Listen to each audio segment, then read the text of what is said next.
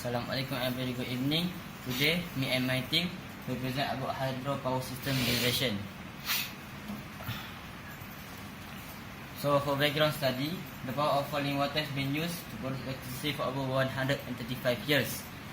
Some of the earliest innovation in using for water power were conceived in China during the Han Dynasty between 202 BC and 9 after AD.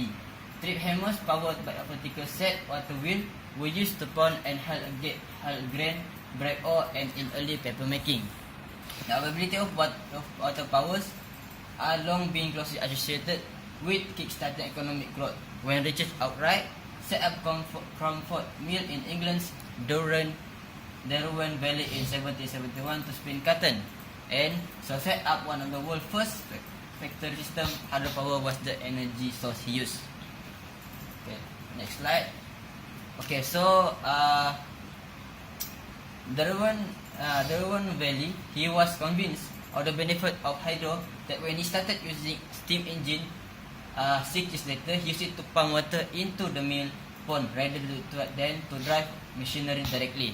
His enterprise quickly spread throughout the valley, and the massive industrial buildings that he set up still stand in the World Heritage Site.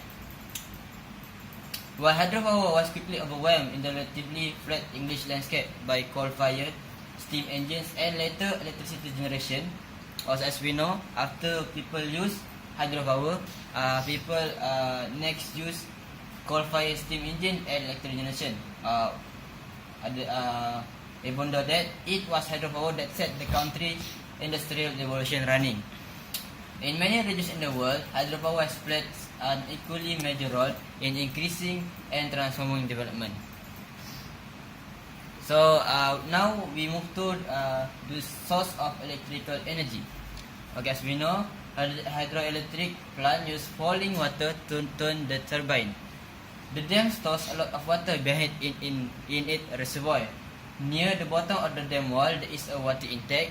Gravity causes it to fall through the penstock inside the dam. At the end of the penstock, there is a turbine propeller, which is turned by the moving water.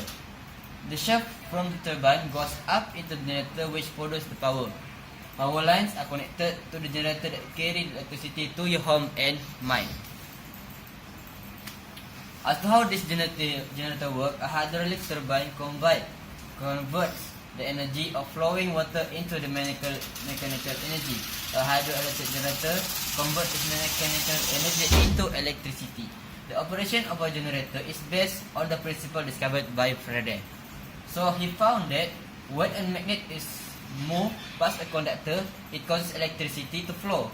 In large generator, electromagnets are made by circulating direct current through loops of wire wound around stack of magnetic steel laminations. These are called field poles that are mounted on the perimeter of the rotor. The rotor is attached in the turbine shaft that rotates at a fixed speed. When the rotor turns, it causes the field poles, the electromagnets, to move past the conductors mounted in the stator. In turn, causes electricity to flow and the voltage to develop at the generator output terminals. Here we can see a generator which the turbine's water flow move into the turbine and it spin the turbine to produce electricity. Thank you. Now we move to the next slide. The operation of the power plant. Okay, first of all, to produce hydroelectricity, 3 things must be present. First, moving water, a turbine, and a generator. Hydropower stations are designed to harness the kinetic energy from moving water. Ideally, there are factories that convert the energy of falling water into the flow of electrons, commonly known as electricity. Next, in most scenarios, a dam is constructed across a river to elevate the water, then the water level, and offer the fall needed to develop a driving force. The falling water is then channeled to a turbine wheel at a low level. The flowing water turns a turbine wheel that is connected to a generator. the generator has a rotor which is turned by the turbine. Then the turning of the generator rotor produces electricity. Okay, the functioning of a generator is based on the principle revealed by Faraday. His discovery stated that when a magnet is moved past a conductor, so it triggers electron outflow. Okay, so in a large scale hydroelectric generator, electromagnets are created by circulating direct current via wire loops that are wrapped around heaps of magnetic steel, lamination known as field poles. Okay, the field poles are mounted on the perimeter of the rotor. The rotor is connected to a turbine shaft and spin at a set speed. When the rotor spins, it triggers the electromagnet to go beyond the conductor mount in the stator, causing the electrons to flow and a voltage to occur at the output terminal of the generator. Okay, then the electricity produced is then stepped up in voltage through the hydroelectric power station transformers and sent across a transmission line. Okay, then the used water having performed its intent purpose is channeled out of the power generation station to mainstream of the river to continue the cycle of power generation. Okay. Here we can see the diagram of how the water works. From the high level to the low level, it will come in and go into the turbine. There is a transformer, generator, and there is a powerhouse here. Okay. That's all, and after this, we will continue to Adi. Okay, so we're moving on to the benefit and drawbacks of the system. As we know, the what we call the renewable energy have many benefits. One of the benefits is for the hydro is renewable. Hydroelectric energy is renewable because the water flow every time.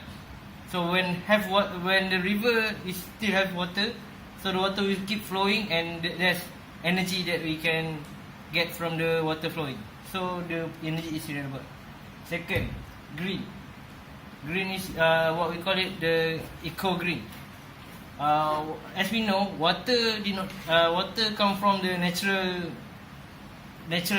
So of course the water is green, eco-green. And the third one, reliable. For the hydroelectricity is very reliable because we no need other things to make it. And next, flexible. As previous mentioned, adjusting water flow and output of electricity is easy because we must have shaft and generator to generate from the water to become the electricity energy. And last one is safe. Compared to the all renewable energy or all others energy, hydroelectric is more safe than any other. As you know, nuclear energy is very very harmful to people, and other energy is also harmful to people. So this is the diagram of how from the water we got energy. So this is the water flow to the setting tank. Then we come to the powerhouse. At the powerhouse, then we have generator, shaft, and all the things that generate from water to electricity. Then we go through the house. That's all from us. Thank you.